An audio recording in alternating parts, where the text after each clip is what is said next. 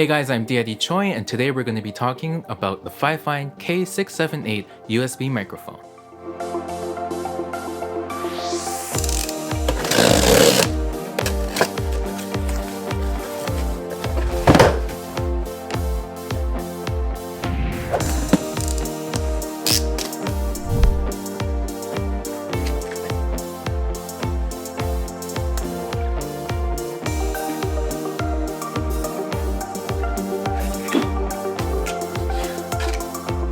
Oh, I got another adapter. I actually needed one of these.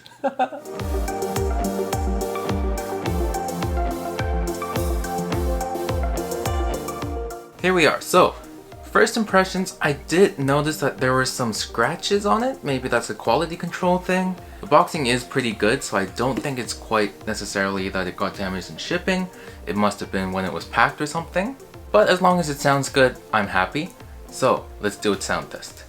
Oh, Canada, our home and native land, true patriot love in all thy sons command. So being priced around $54 to $94-ish, depending on when and where you get it, it is a very affordable, well-priced USB microphone that any businessmen, teachers, whoever is in need of really good audio in their videos or their Zoom meetings can really benefit from something like this at an affordable price. So the company's name is FIFINE. I believe it is short for Fine, which is why FIFINE. Now, full disclosure, I did get sent this microphone for free.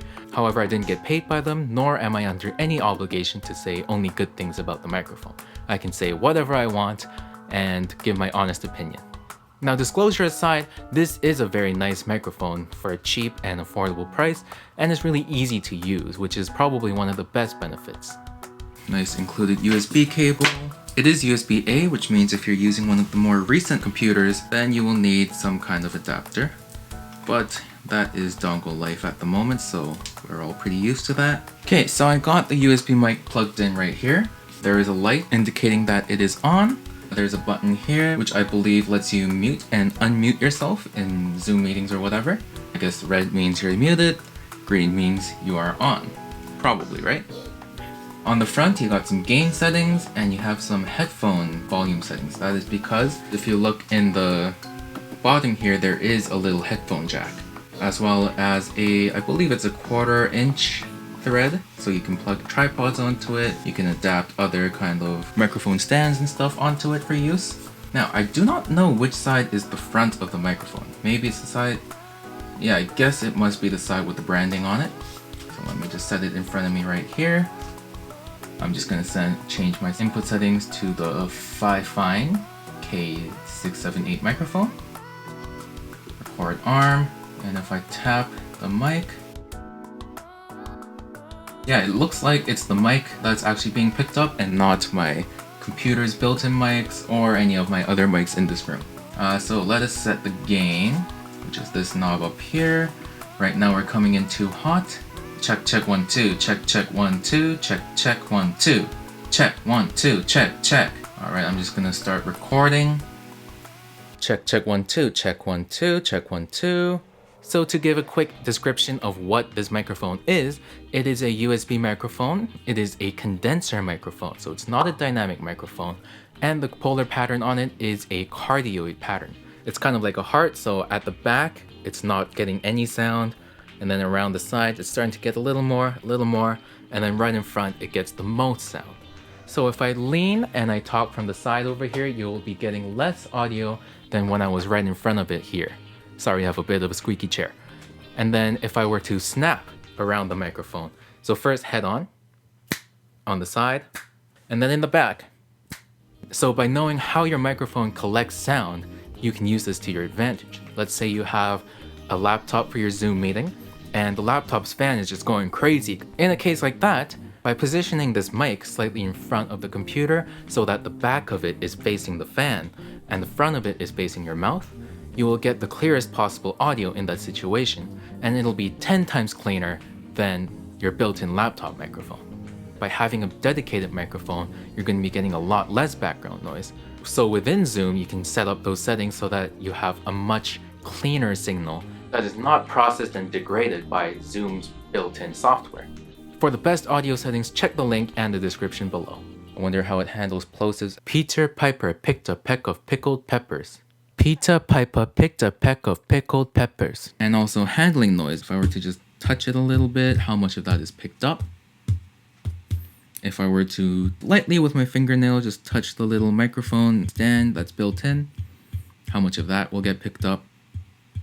And if I were to touch it with my finger, as if I was just doing something and got knocked over, it looks like if you do touch the stand here, it won't act like a shock mount. I kind of expected that, and it will be picked up. So make sure you're not touching the microphone in any way when you're using it. That is if you want clean audio. If you don't want clean audio, then don't buy a microphone. Most people these days who need good audio, especially with the current situation, are not going to be audio experts, and most of the time they're not going to want to be investing in an audio interface and a microphone at the same time. Nor would they want to go for getting a microphone stand and a pop filter and other kinds of accessories when all they want is just a little better quality than the built-in computer speakers or, your AirPods. Alright, let me see if I can mute myself here with this button, and the signal should cut out right now.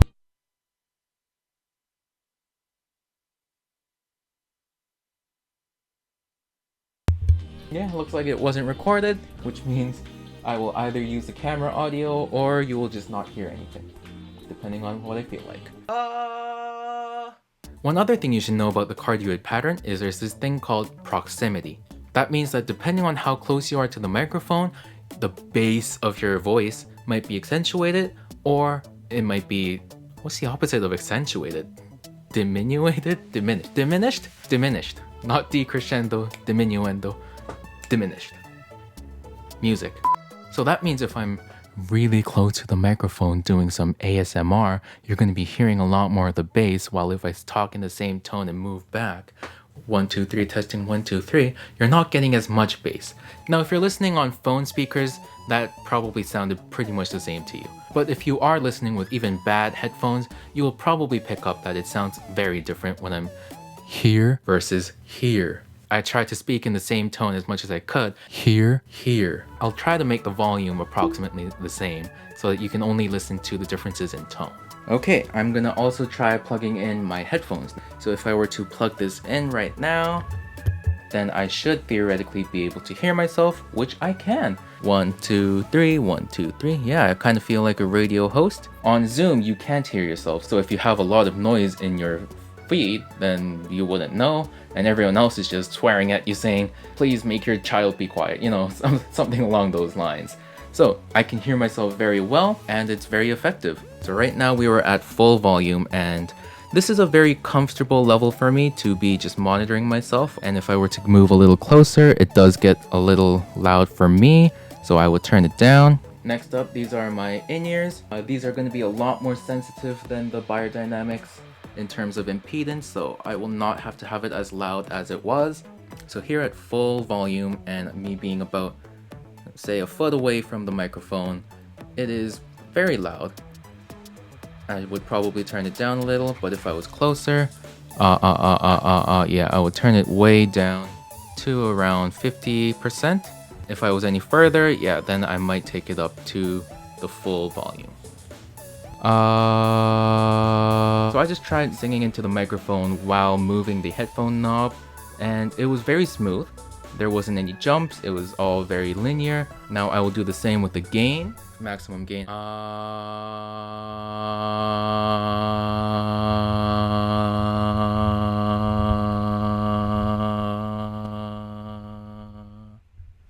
So from the sound of it, it sounds like at minimum level, there is still something being picked up. It's not completely quiet. At maximum level, it is quite loud. And as you would have heard, my fingers just slightly rubbing against the gain knob was being picked up by the microphone, which means it's very sensitive, which is good, but also that when you're using it, you should probably avoid making changes on the fly and try to have everything set up at the start. A disadvantage I found with the mic stand adapter is that it's not flexible. You can't move it around in any other angles other than just the straight position. So unless it's attached to a ball head of some sort or some kind of other mechanism, it's very unflexible and rigid. These microphones have frequency spectrums as well. This microphone, for instance, is advertised to pick up sounds at 40 Hz all the way to 20 kilohertz. So the human ear, if you're a baby, can hear from 20 Hz all the way to 20 kilohertz. As you age, you start losing the ability to hear high frequencies. Teenagers, don't listen to music really loud. Okay, boomer. My AT2020, for instance, has the full human range, 20 to 20, but something like a dynamic microphone like the SM58, for instance, is not going to have the full range. Instead, it goes from 50 Hz to 15 kilohertz. Now, for most adult people, that's not going to matter because you can't hear it. Now, the needs for your frequency spectrum is very dependent on what you're going to be using the microphone for. If you're in the studio and you're recording like an orchestra, you want to have the flattest microphone possible, you know, your Neumanns, your multi-$1,000 microphones. But if you're only using this for making videos like this or using Zoom, then you don't want the most flat frequency spectrum because that might sound kind of unnatural in some cases. Now, FIFINE claims that the frequency response begins with a slight dip at 100 Hz, flattens out towards 1K, and then there's a slight boost around 5K to 10K. That is fairly typical for vocal microphones and also for the kind of EQ that a lot of people use to process vocals when using kind of flatter, higher quality microphones. Especially with a cardioid mic and proximity effect, you don't want too much response in the 100 to 200 area. On the other hand, you do want a slight presence boost towards the high end. Now 5K to 10K is the kind of sibilant area, which might mean you might have too much sibilance rather than the clarity, which lives around the 2K to 4K area.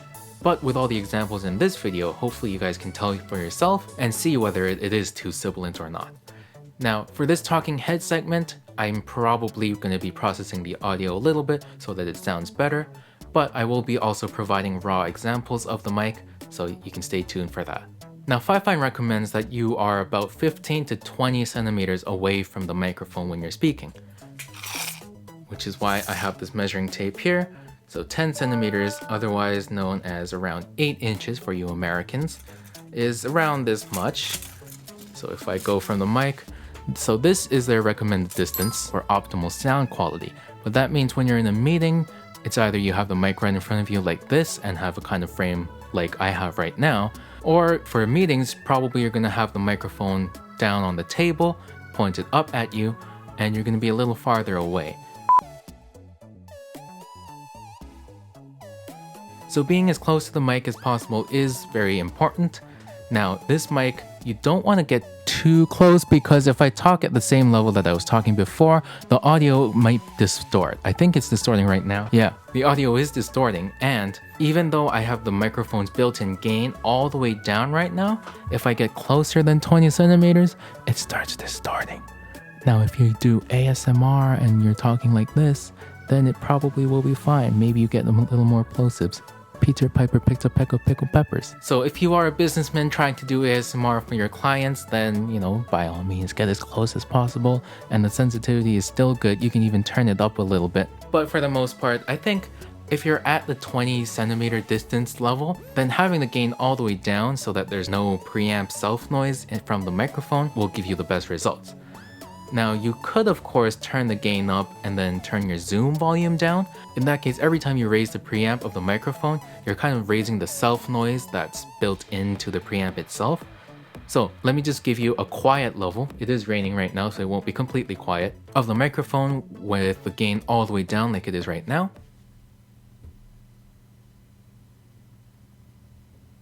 And now I'm going to turn the gain up all the way and try to be as quiet as possible and give you the 5 seconds.